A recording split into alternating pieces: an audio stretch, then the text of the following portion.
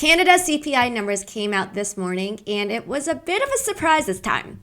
Headline CPI came in higher than expected and showed a month-over-month increase for the first time since June of 2022. Core CPI, on the other hand, which is what the BOC looks more at, they say, ended up better than forecast and edged down a bit more. This could just be a little bump on the road, or it could be something bigger.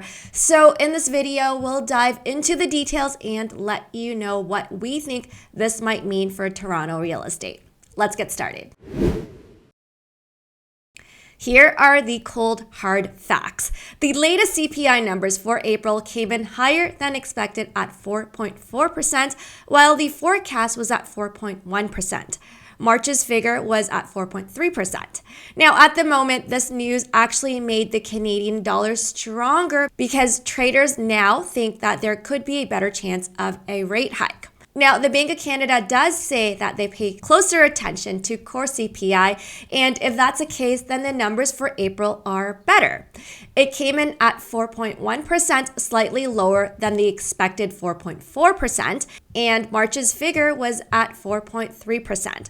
Now, here's the deal. The Bank of Canada predicts that CPI for Q2 of this year will be around 3.3%. So we're currently above that average. And to hit the Bank of Canada's targets, we will need lower numbers for May and June. Now, let's take a closer look at the CPI breakdown. Apart from food prices, which are still rising each month, there's another major contributor, shelter inflation. And this one is actually more manageable. It's directly related to monthly mortgage payments, and we know that it's because of rising interest rates. And so I would say that the BOC isn't as worried about this. And actually, if this goes up, it could be a good sign because normally this should mean a more balanced real estate market. Obviously, we know we're seeing the opposite of that in recent months, and I'll have more on that soon. Now, the next rate hike decision by the Bank of Canada is scheduled for June 7th. And after two pauses and falling 75 basis points behind the US, there is now a greater possibility of a rate hike this time around. Take a look at BMO's interesting point, which we do agree with. When the Bank of Canada hinted at a potential pause in January, the real estate market instantly shifted gears. And since then, the Toronto real estate prices have surged by a whopping 20%. More wealth in real estate markets make people feel richer, and this could potentially start to cause inflation to keep going up.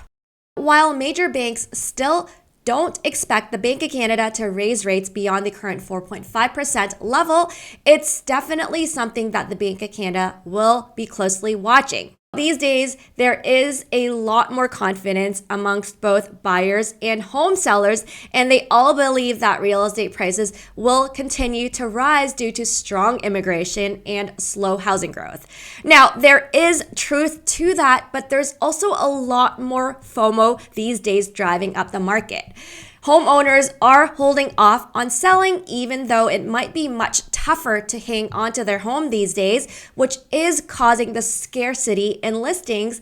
And I think the governments might need to do something more to dial down this FOMO. It could be from interest rates, but the Bank of Canada did mention before that controlling real estate prices isn't in their core mandate.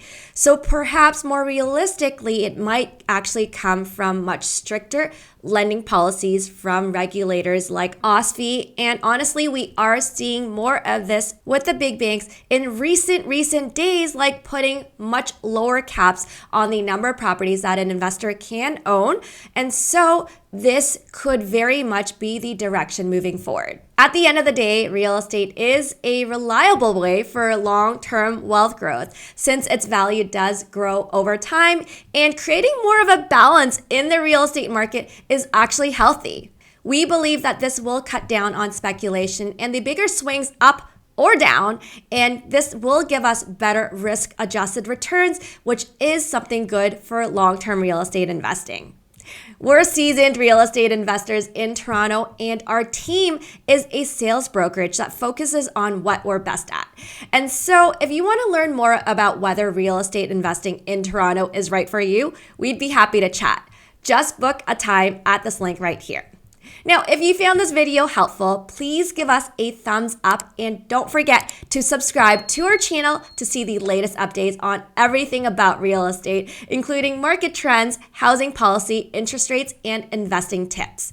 Our team provides a comprehensive range of services from planning to analysis to sales, renovations, leasing, and property management. So just check us out by visiting our website or find us on social media. Thanks so much for watching, and we'll see you in the next video. Bye.